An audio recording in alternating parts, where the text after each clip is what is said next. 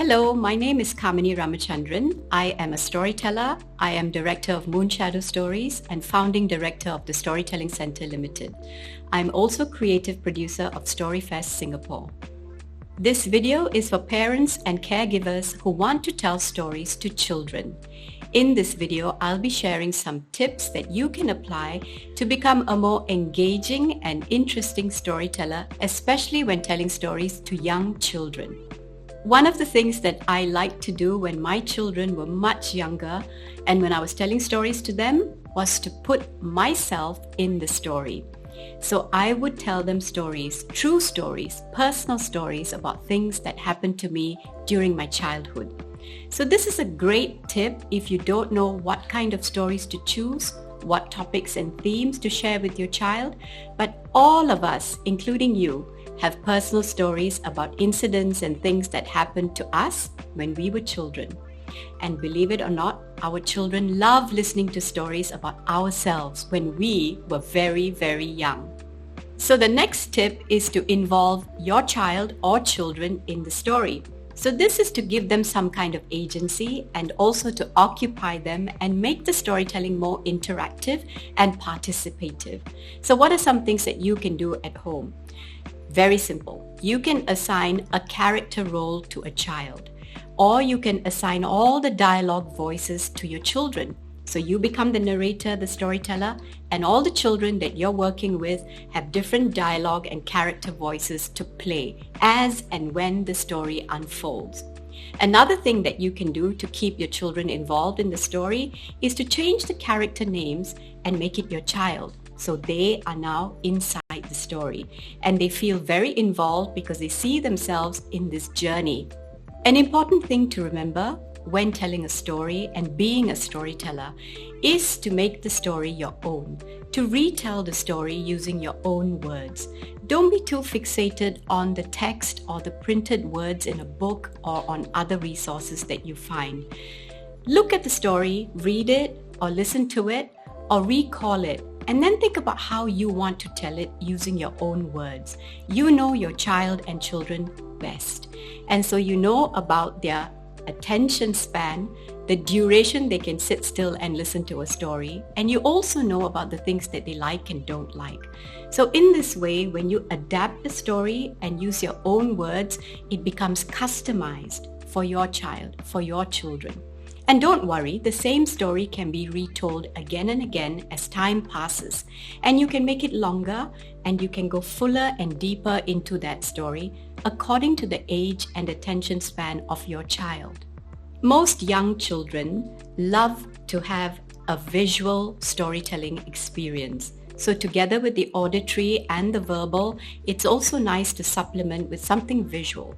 Now, if you can't find certain examples of characters or objects, or if you're dealing with new vocabulary, new terms in the story, printing out or drawing the images of these words and these characters and these things are great visual techniques to keep your child engaged. For example, if you're introducing tropical fruits and you don't have them at home, or if your child hasn't seen these tropical fruits, you can print them out or draw them, and you can take them and use them as a tool during your verbal storytelling. As a professional storyteller, I have lots and lots of professional props and puppets. Now these are very expensive and can take a long time to accumulate a vast array that you have ready at your hands so you can use it for whatever story you're telling. But for parents at home and for caregivers and educators, we can look around and look for things that are lying around in the house. I love using things that are repurposed. So let's take the very simple toilet roll. Here are some things that you can do with toilet roll to put on eyes and noses and curly-whirly hair and cover them with paper so they become characters that you can use to tell a story with.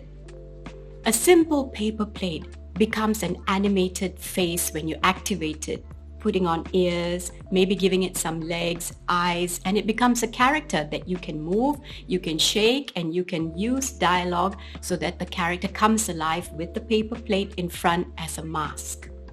If you like to spend time making craft at home, paper folding or simple origami is a perfect way to create animals and different creatures. So you can make them ahead or you can make them together with your child to reinforce the story. Now your child can use these little folded paper characters or animals or creatures, and this is when they begin to tell the story in their own words through play, because whatever you've created as a prop or a puppet with paper now becomes another experience for your child to recall and retell the story that you told them much earlier. I love including songs and singing in my storytelling. I did this with my sons and I still continue doing it when I work with young children.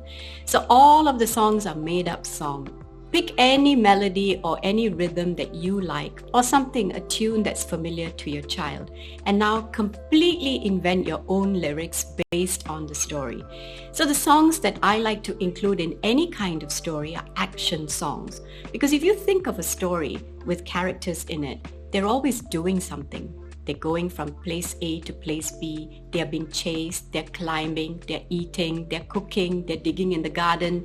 They can be doing so many different things. And all of these actions can be simplified into song lyrics that you repeat again and again to reinforce throughout the story.